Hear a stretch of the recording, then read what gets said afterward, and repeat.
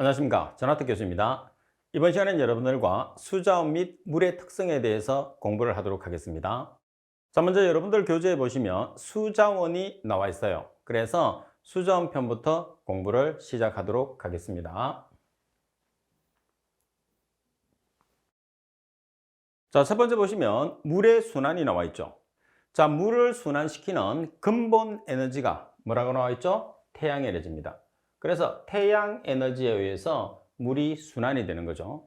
따라서 지표수와 지하수 그리고 해수 이 모든 것들이 순환에 의해서 형성이 되는 거예요.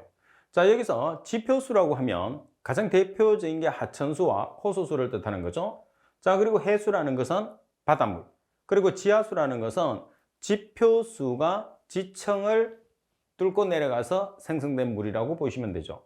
자, 그러면 지표수와 해수가 증발을 합니다. 뭐에 의해서? 태양에 의해서. 그래서 구름이 만들어지고 그 구름이 다시 천수와 기상수가 만들어져서 강우와 강설에 의해서 지표로 내려오는 그런 구조를 가지고 있는 거죠. 자, 먼저 시험상에서 여러분들이 출제를 했을 때 주의할 게 있어요. 뭐냐 하면 우리가 강우와 강설이 되어서 다시 지표 쪽으로 내려오잖아요. 그러면 바다 쪽에서 증발된 물은 바다 쪽으로 내려오고 육지 쪽에서 증발된 물은 육지 쪽으로 내려온다는 특징을 가진다는 게 핵심입니다. 자, 그리고 두 번째 보시게 되면 지구상의 수자원은 크게 두 가지로 나눌 수가 있어요. 바로 이용할 수 있는 물과 바로 이용할 수 없는 물 두 가지로 나눌 수 있는데 우리가 일반적으로 바로 이용할 수 있는 물을 뭐라고 그러죠? 담수라고 합니다. 그리고 바로 이용할 수 없는 물을 해수라고 이야기를 하죠. 자, 따라서 해수와 담수의 구성을 보시게 되면 해수는 97%를 차지하고 담수는 3% 정도를 차지하게 돼요. 그래서 먼저 여러분들이 수자원 중에서 해수가 차지하는 양은 97%, 그리고 담수가 차지하는 양은 3%라는 것을 꼭 기억을 할 수 있도록 하셔야 됩니다. 자, 그리고 시험에서 자주 나오는 내용 중에 하나가 뭐냐면 담수를 우리가 표현을 했을 때 담수의 양을 우리가 나타내요. 그러면 담수 중에서 가장 많은 양을 차지하고 있는 게 뭐냐면 만년설을 포함하는 빙하가 됩니다. 그리고 두 번째로 많은 양을 차지하고 있는 게 지하수예요. 그리고 지표수, 토양의 수분, 대기 중의 수분으로 나타나는데 여러분들 시험에서는 예제 문제도 있겠지만 중요라고 표시되어 있는 부분에서 담수 중에서 가장 많은 양을 차지하는 것은 빙하, 만년설을 포함하는 빙하다 이렇게 나와 있죠. 그래서 이 내용이 시험 문제에서 자주 나오게 돼요.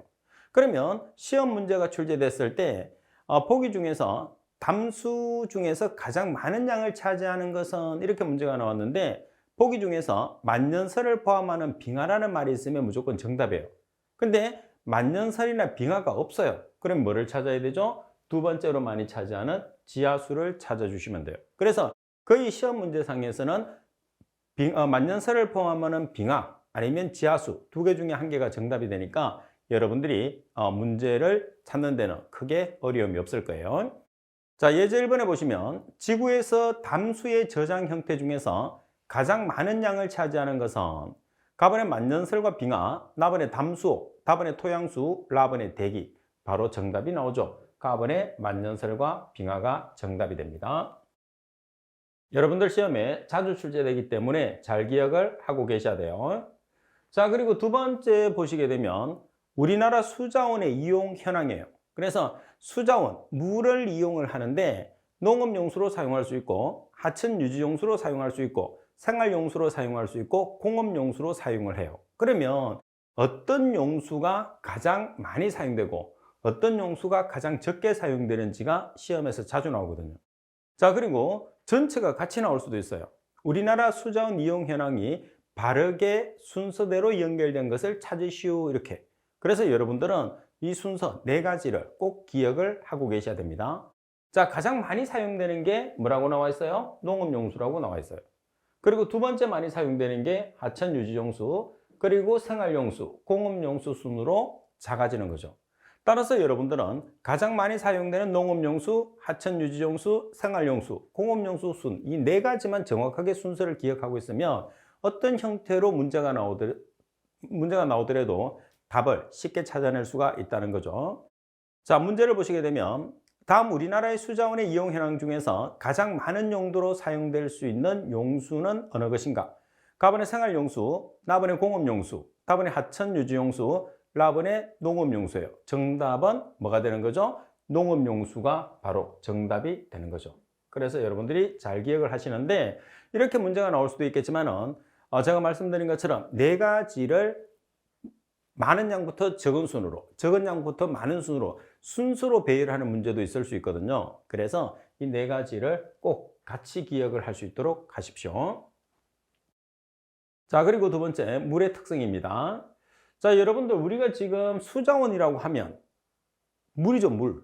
그래서 물의 특성을 여러분들이 구별하는 것은 상당히 중요한 내용이에요. 그래서 시험상에서도 거의 매회 한 문제를 출제할 수 있을 정도로 물의 특성에 관계되는 내용은 중요하기 때문에 반드시 숙지를 해야 됩니다. 자, 먼저 1번에 보시면 물의 물리적 성질입니다.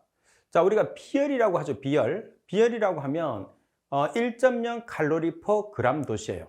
그러면 액체 1g을 1도씨 상승시키는데 필요한 열량을 칼로리로 표현한 값이죠. 그 값이 바로 비열이라는 거죠. 그러면 여기서 우리가 15도씨라는 것은 14.5도씨에서 15.5도씨 1도씨 상승시키는데 필요한 열량이 되죠. 그래서 14.5도씨에서 15.5도니까 몇 도 차이가 나죠? 1도 차이가 나게 되는 겁니다.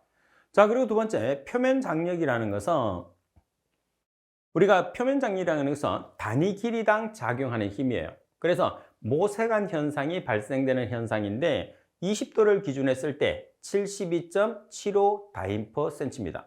다인이라는 것은 CGS로 나타내는 힘의 단위가 되는 거죠. 그리고 센티미터는 CGS로 나타내는 길이 단위입니다.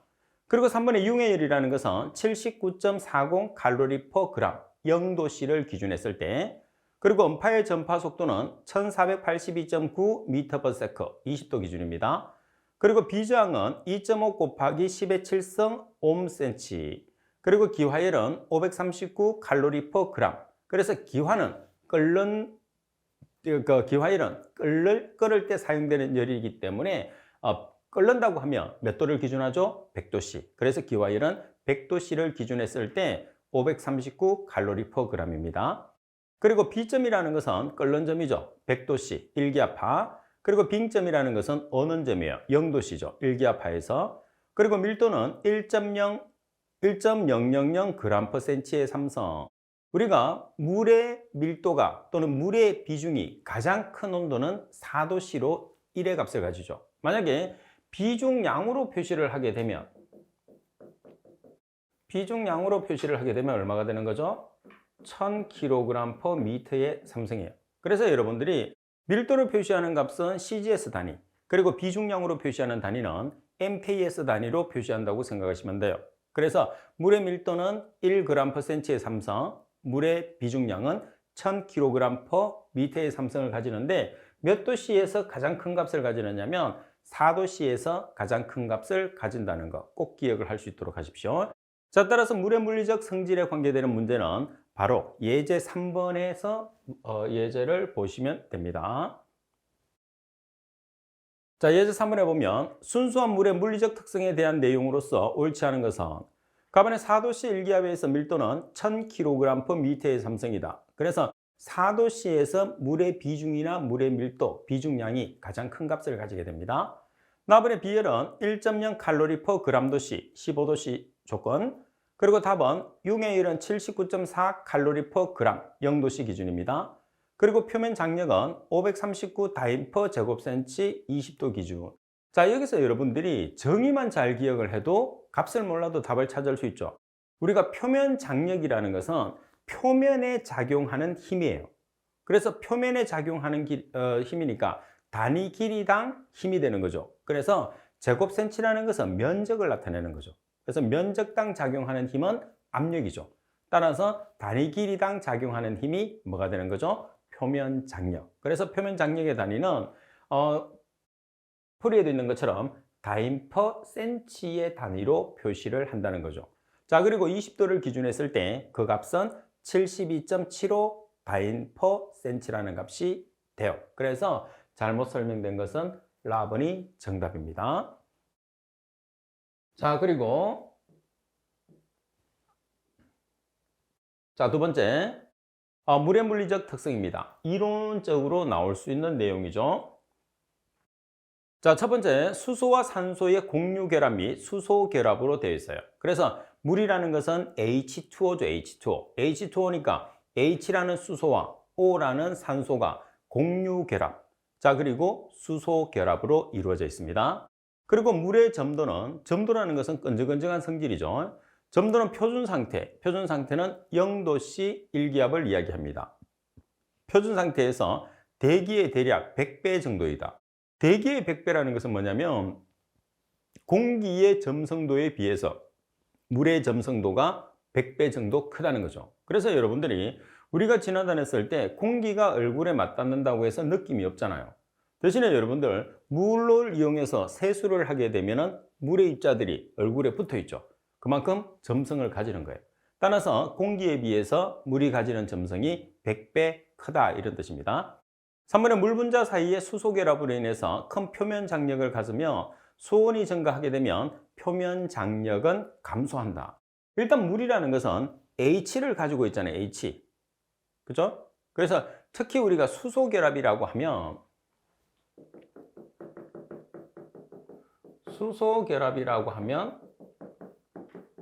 F와 O와 N이라는 원소가 H와 결합하는 것을 수소 결합이라고 해요. 자, 그래서 H2O라는 것은 산소가 H하고 결합하기 때문에 수소 결합을 하게 되죠. 자, 따라서 이런 수소 결합을 함으로써 큰 표면 장력을 갖게 돼요. 표면 장력이라는 것은 단위 길이당 작용하는 힘이에요. 그래서 실제로 우리가 모세관 현상이 일어나는 것을 표면 장력에 의해서 일어나는데, 자, 이런 수조가 있습니다. 이 수조에 아주 가는 모세관을 이렇게 꼽았어요. 그러면 물이 이만큼 올라오겠죠. 이런 식으로 물이 상승하는 현상을 가지게 돼요. 자, 이 이유는 뭐냐 하면, 자, 지금 물의 표면에 장력이 작용합니다. 근데 여기에서는 작용을 한다고 해도 유리구 때문에 안에까지 영향을 미칠 수가 없어요. 그래서 이렇게 장력에 의해서 물이 올라오는 그런 현상을 우리가 표면 장력이라고 이야기를 합니다. 자, 이런 표면 장력은 수온이 증가를 하게 되면 표면 장력은 어떻게 되느냐 하면 감소한다는 거죠. 그래서 여기서 여러분들이 꼭 기억을 해야 되는 것은 표면 장력은 수온과 비례 관계가 있는 게 아니라 반비례 관계가 있다는 것을 반드시 기억을 해 주셔야 됩니다.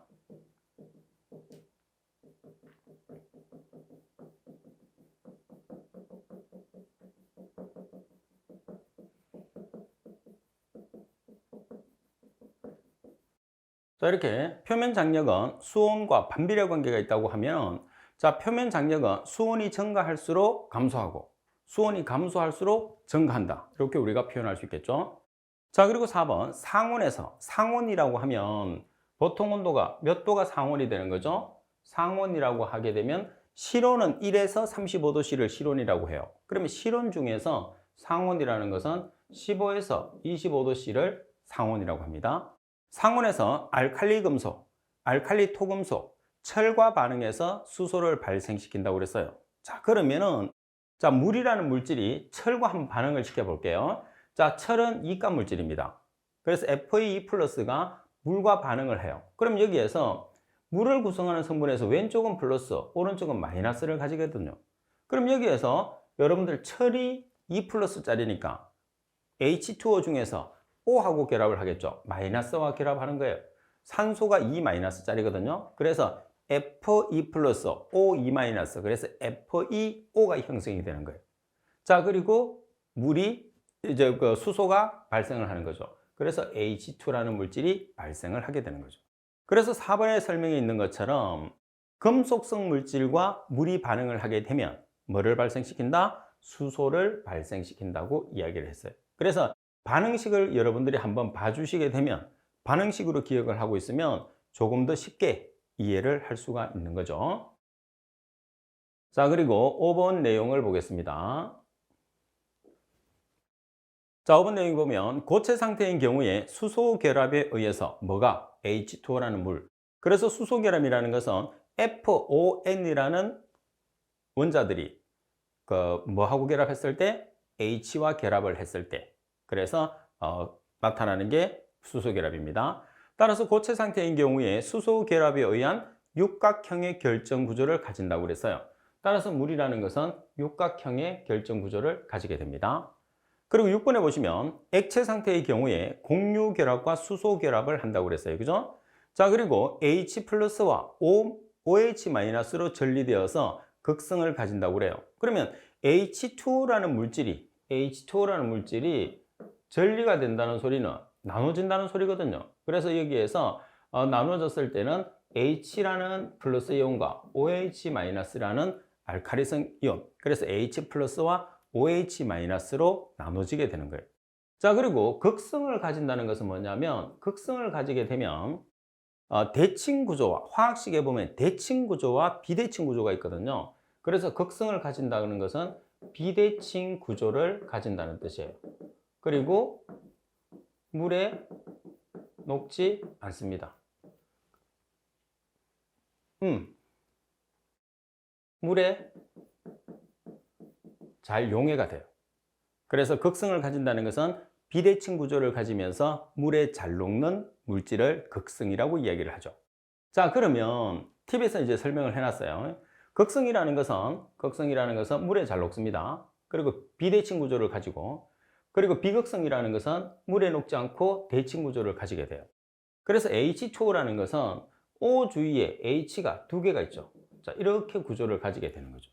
그래서 비대칭 구조를 가진다고 되어 있어요. 그러면 여기에서 각도가 몇 도를 가지게 되느냐 하면 104.5도의 각도를 가지게 되는 거죠. 이게 물의 구조예요. 반면에 대칭이라고 이야기를 하면, 예를 들어서 CH4가 있어요. 그러면 C를 기준을 했을 때 H가 몇 개 있죠? 4개. 이런 식으로 대칭 구조를 가지는 것들은 물에 잘 녹지 않는 비극성 구조를 가진다, 이렇게 우리가 이야기를 할 수가 있습니다. 자, 그리고 7번에 보면 온도 차에 의한 밀도 변화는 호수의 계절적 성층화와 전도를 유발한다고 그랬어요. 성층이라는 것은 층을 형성하고 있는 거예요.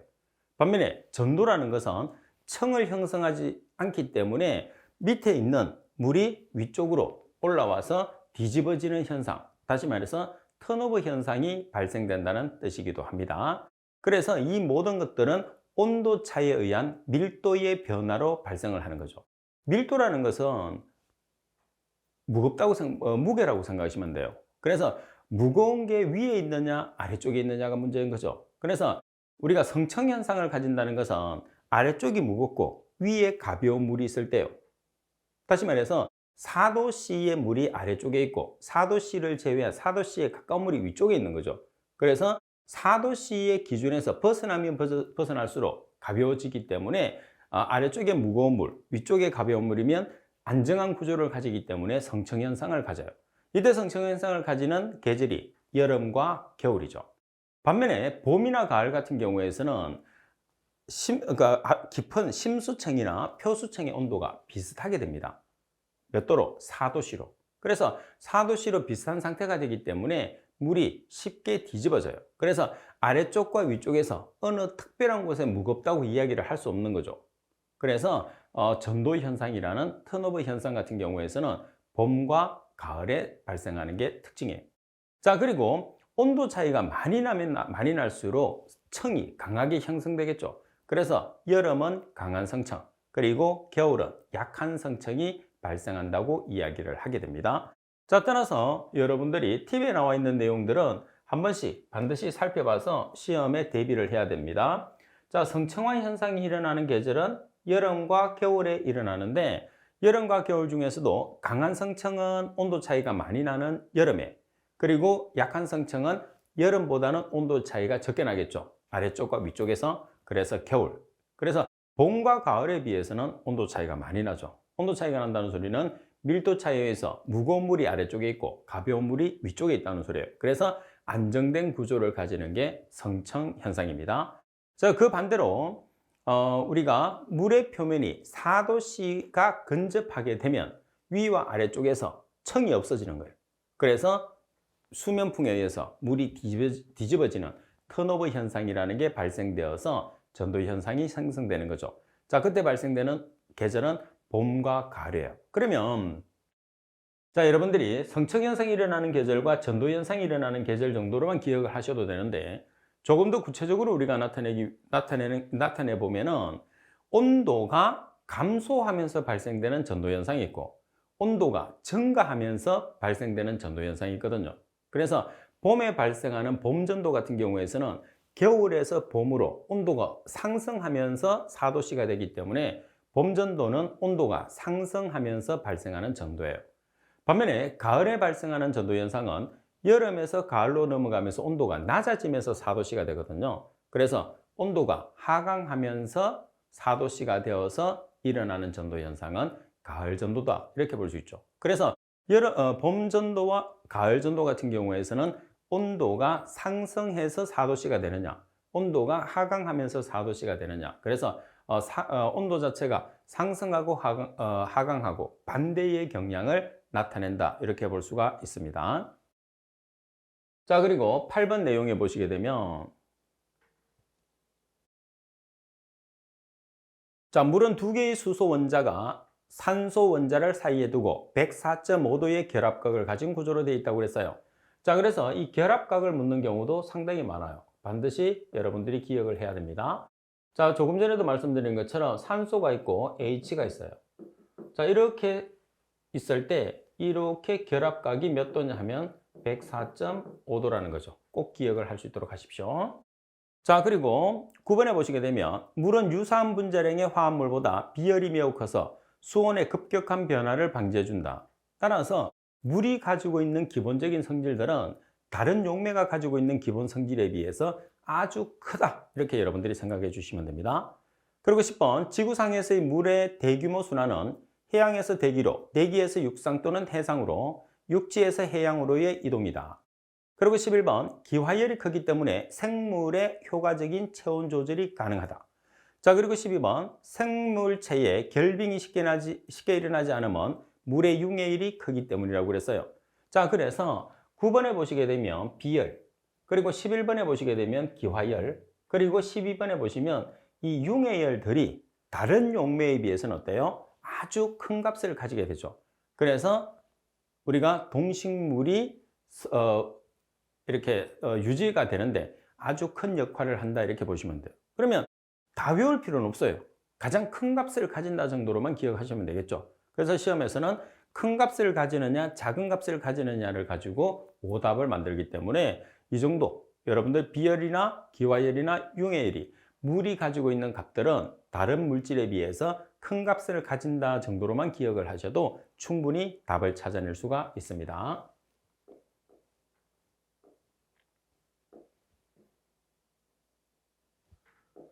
자, 그리고 13번에 보면 우리가 비열의 정의는 아까 봤죠. 자, 액체 1g을 1도씨 상승시키는데 필요한 열량을 칼로리로 표시한 거예요. 그럼 여기서 1도씨라는 것은 14.5도씨에서 15.5도씨로 1도씨 상승시키는. 그래서 우리가 비열은 1칼로리 g도씨인데 몇 도를 기준하느냐면 15도씨를 기준한다고 되어 있어요. 자, 그리고 14번 물의 점도는 수온과 불순물의 농도에 따라서 달라지고 물 분자 상호 간의 인력 때문에 생기게 되면서 온도가 높아짐에 따라서 작아진다고 그랬어요. 자, 여기서도 여러분들 표면 장력과 더불어서 점도도 마찬가지, 온도가 높아짐에 따라서 점도는 어떻게 된다고 되어 있어요? 작아진다고 되어 있어요. 그래서 여기서 우리가 알고 넘어가야 되는 게 뭐냐면 물의 점도와 표면 장력은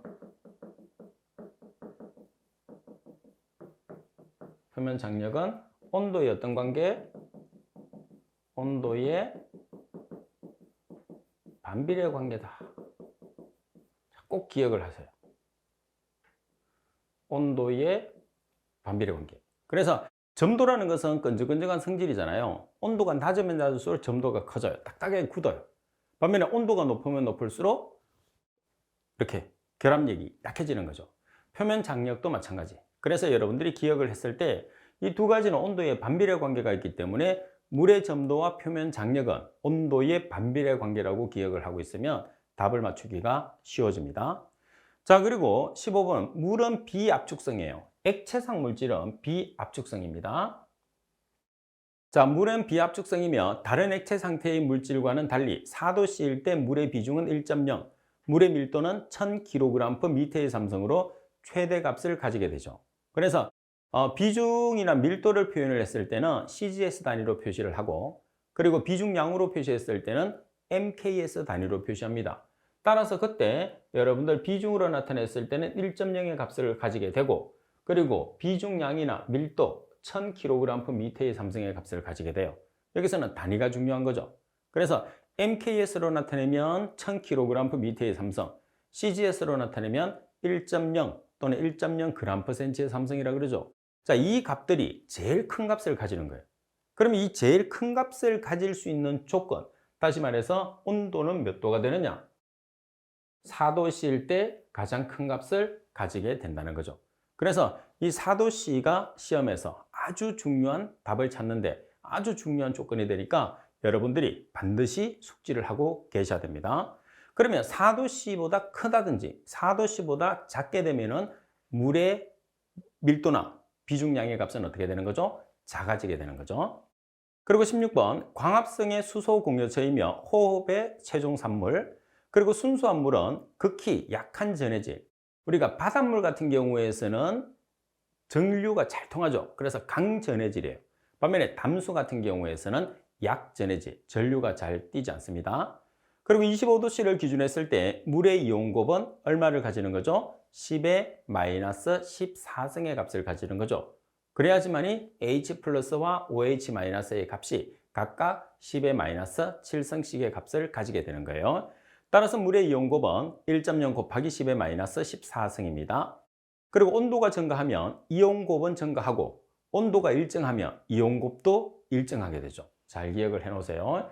자, 온도가 증가하면 KW라는 이온곱은 증가하고, 그리고 온도가 일정하면 이온곱도 일정하다는 거죠. 그러면 어떻게 보면 온도와 이온곱은 비례 관계가 있다, 이렇게 보시면 되죠. 그래서 증가할 때 증가하고 일정할 때 일정하다는 거. 그리고 순수한 물에서 온도가 증가하면, 자, 온도가 증가하면 pH는 어떻게 된다고 배웠죠? pH는 감소한다. 물의 이온곱에서 배웠어요. 그죠? 그래서 온도가 증가하면 pH가 감소한다는 거. 그리고 순수한 물의 액성, 순수물이라는 것은 실제로 이온이 없는 거예요. 그래서 순수물은 이온이 없는 상태이기 때문에 우리가 액성으로 나타내면 어떤 액성을 나타내야 되느냐? 중성을 나타낸다, 이렇게 보는 거죠. 만약에 여기서 H 플러스가 존재를 한다고 하면 산성이고, OH 마이너스가 존재한다고 하면 알칼리성인데, 내용에도 있는 것처럼 액성을 가지지 않습니다. 순수한 물은. 자, 그리고 팁에 보시면 수소 공유체와 그리고 수소 수용체가 나와 있는데, 이 내용은 여러분들이 참고적으로 한번 보시면 될 것 같고요. 자, 문제를 한번 보겠습니다. 자, 물의 특성에 관한 설명으로서 잘못된 것은 어느 것인가? 가번에 물은 두 개의 수소 원자가 산소 원자를 사이에 두고 104.5도의 결합각을 가진 구조로 되어 있다. 다시 말해서 H2O라는 것은 산소를 중심으로 해서 H가 이렇게 양쪽으로 두 개가 있어요. 그랬을 때 이 결합각이 몇 도라는 소리죠? 104.5도라는 뜻입니다. 맞습니다. 자, 그리고 4번, 물은 극성을 띠지 않아서 다양한 물질의 용매로 사용해요. 다양한 물질의 용매로 사용할 수 있는 것은 물이 뭐를 띠기 때문에? 극성을 띠기 때문이죠. 따라서 정답은 4번이 됩니다. 자, 극성이라는 것은 비대칭 구조를 가져야 합니다. 그리고 비대칭 구조를 가지는 극성 물질은 물에 잘 녹죠. 반면에 대칭 구조를 가지는 비극성 물질들은 물에 잘 녹지 않는 특징을 가지게 되죠. 그리고 답은 물은 유사한 분자량의 다른 화합물보다 비열이 매우 커서 수분의 급격한 변화를 방지한다고 그랬어요. 자, 여기서 비열뿐만 아니고 융해열, 기화열 이런 것들이 다른 용매에 비해서 아주 큰 값을 가지기 때문에 생명체를 보존할 수 있어요. 그리고 답은 물의 밀도는 4도씨에서 가장 크죠. 그래서 물의 비중의 값이 얼마를 나타내는 거죠? 물의 비중은 1.0, CGS로 나타냈을 때 또는 1.0g/cm의 삼성. 반면에 물의 비중량을 나타내면 MKS로 나타내면 1000kg/m의 삼성의 값을 가져요. 그래서 이 값들이 제일 큰 값을 가지게 되잖아요. 그래서 몇 도씨일 때 제일 큰 값을 가지게 되느냐면 4도씨일 때 가장 큰 값을 가지기 때문에 맞는 설명이 되는 거죠. 자, 이번 시간은 이것으로 마치도록 하겠습니다. 수고하셨습니다.